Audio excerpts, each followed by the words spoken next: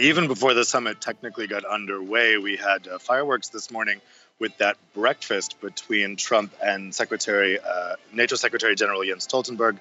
Trump making some very aggressive-sounding, very forceful comments about Germany and this gas pipeline. This is a gas pipeline that would go under the North Sea and bring more Russian gas to Germany. It would actually follow the route of an existing pipeline, but the U.S. has concerns about it because they say it would undermine European energy security by making it more dependent on Russia. But at the same time, the U.S. would like to export more gas to Europe, and so there's also some commercial concerns there. But what we saw from that meeting this morning is we are going to get a combative U.S. president here at the NATO summit. That was clear from that meeting.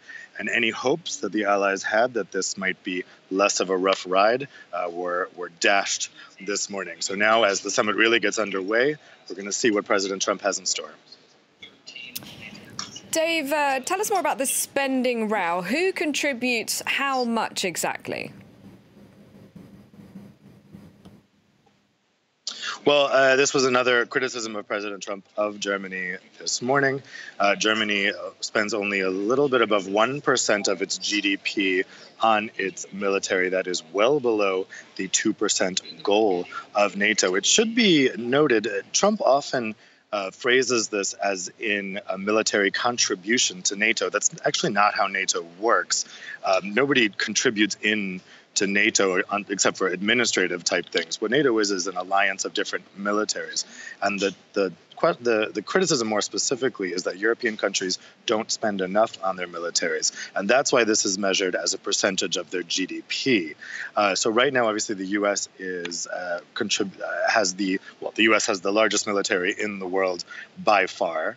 And so obviously it is making up the biggest fighting force of NATO. But actually all the other allies together all the European allies together spend more on their military than Russia or China in terms of a GDP. So if you took the US on one hand and then compared it to, let's say, just the European allies on the other hand, they're spending about the same.